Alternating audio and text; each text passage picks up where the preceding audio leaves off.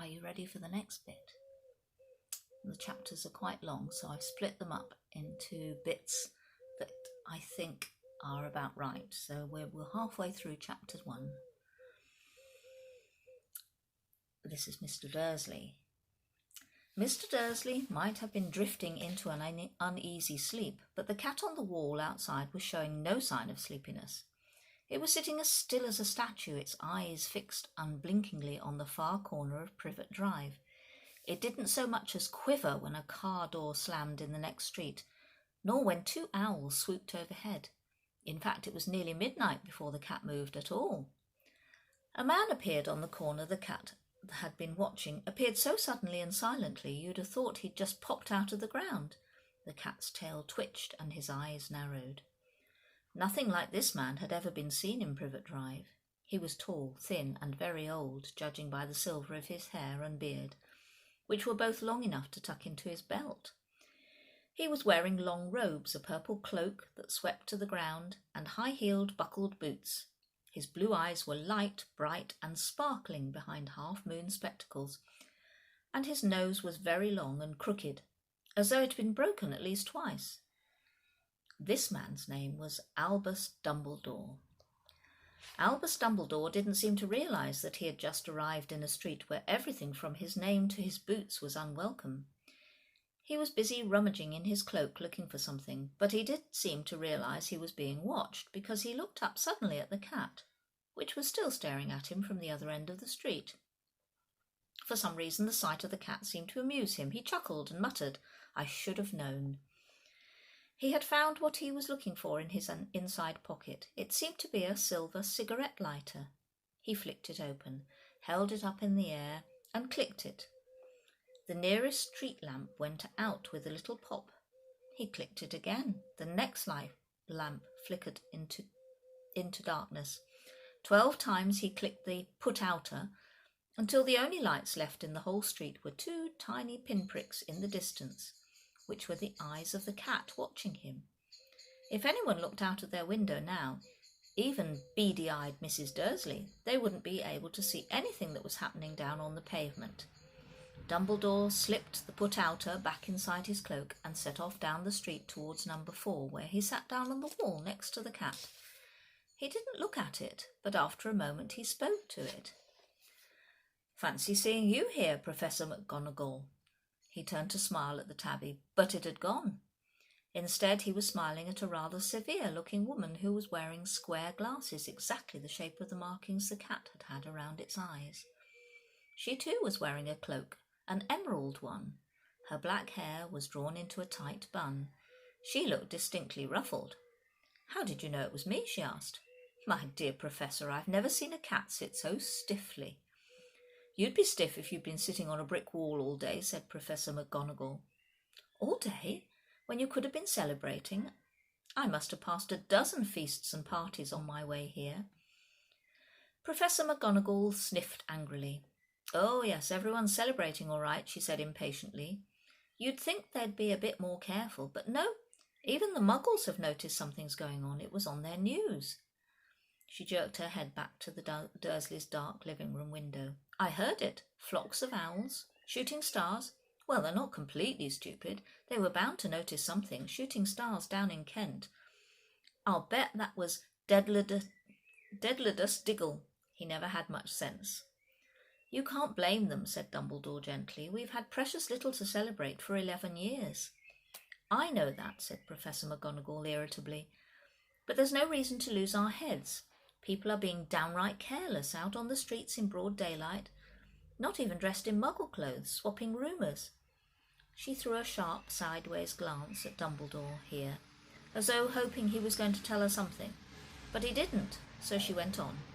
"A fine thing it would be if, on the very day you-know-who seems to have disappeared at last, the Muggles found out about us all." "I suppose he really has gone, Dumbledore?" "It certainly seems so," said Dumbledore. "We have much to be thankful for.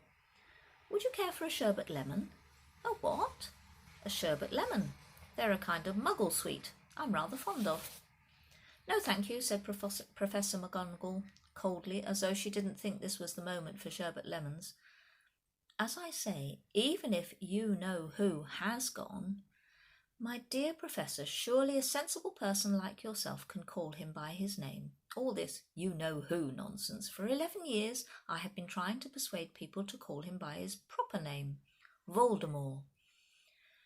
Professor McGonagall flinched, but Dumbledore, who was unsticking 2 sherbet lemons, seemed not to notice. It all gets so confusing if we keep saying you-know-who. I have never seen any reason to be frightened of saying Voldemort's name. I know you haven't, said Professor McGonagall, sounding half exasperated, half admiring. But you're different. Everyone knows you're the only one you know. Oh, all right, Voldemort was frightened of. You flatter me, said Dumbledore calmly. Voldemort had powers I will never have. Only because you are, well, too noble to use them. It's lucky it's dark. I haven't blushed so much since Madame Pomfrey told me she liked my new earmuffs. Professor McGonagall shot a sharp look at Dumbledore and said, The owls are nothing to the rumours that are flying around. You know what everyone's saying, about why he's disappeared, about what finally stopped him. It seemed that Professor McGonagall had reached the point she was most anxious to discuss, the real reason she had been waiting on a cold, hard wall all day, for neither as a cat nor as a woman she had fixed Dumbledore with such a piercing stare as she did now. It was plain that whatever everyone was saying, she was not going to believe it until Dumbledore told her it was true. Dumbledore, however, was choosing another sherbet lemon and did not answer. What they're saying, she pressed on, is that last night Voldemort turned up in Godric's Hollow. He went to find the Potters. The rumour is that Lily and James Potter that they're dead. Dumbledore bowed his head. Professor McGonagall gasped. Lily and James? I can't believe it. I didn't want to believe it. Oh, Albus. Dumbledore reached out and patted her on the shoulder. I know, he said heavily. Professor McGonagall's voice trembled as she went on. That's not all. They're saying he tried to kill the Potter's son, Harry. But he couldn't. He couldn't kill that little boy. No one knows why or how, but they're saying that when he couldn't kill Harry Potter, Voldemort's power somehow broke, and that's why he's gone. Dumbledore nodded glumly. It's true, faltered Professor McGonagall. After all he's done, all the people he's killed, he couldn't kill a little boy. It's just astounding. Of all the things to stop him. But how in the name of heaven did Harry survive? We can only guess, said Dumbledore. We may never know. Professor McGonagall pulled out a lace handkerchief and dabbed at her eyes beneath her spectacles. Dumbledore gave a great sniff as he took a golden watch from his pocket and examined it. It was a very odd watch. It had 12 hands, but no numbers. Instead, little planets were moving around the edge.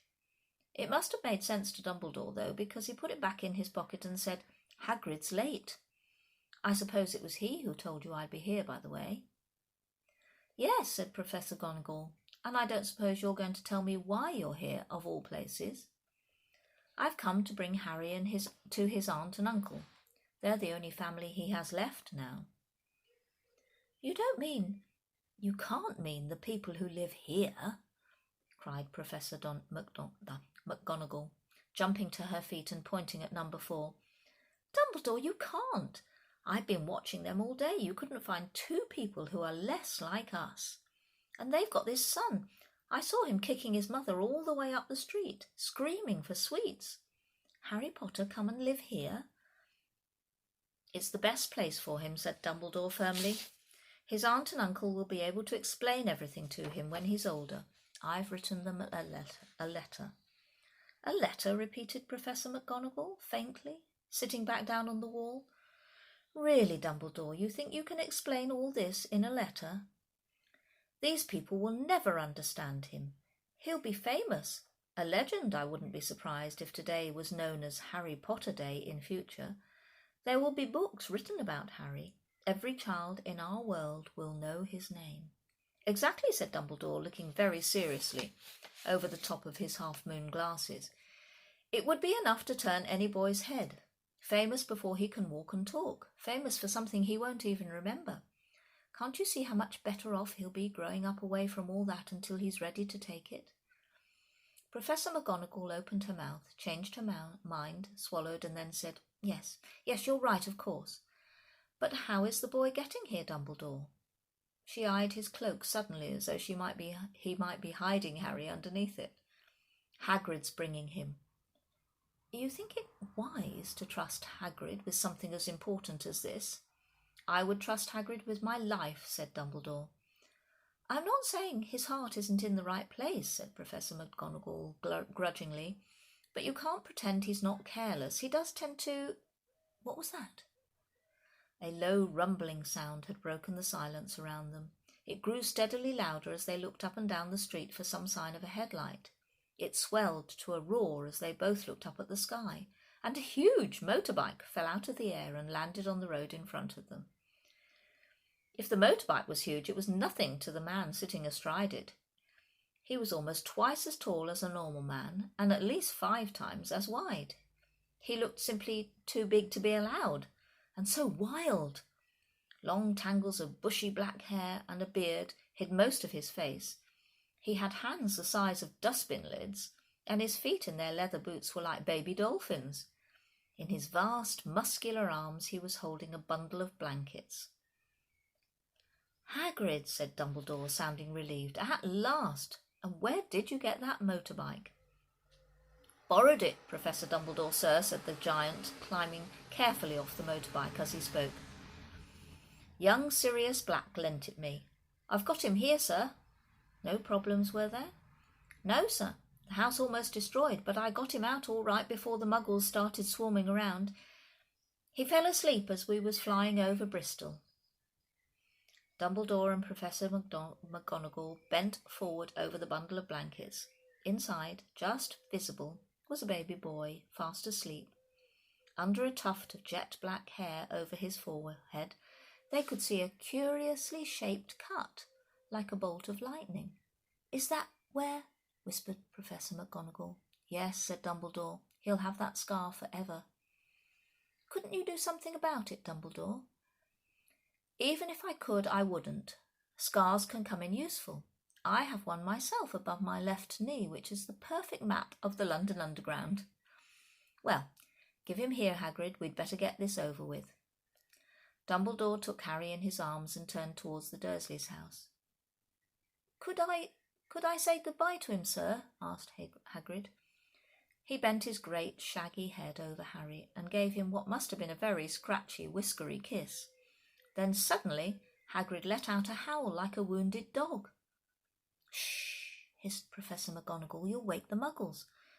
Sorry, sobbed Hagrid, taking out a large spotted handkerchief and burying his face in it. But I can't stand it. Lily and James dead, and poor little Harry off to live with muggles.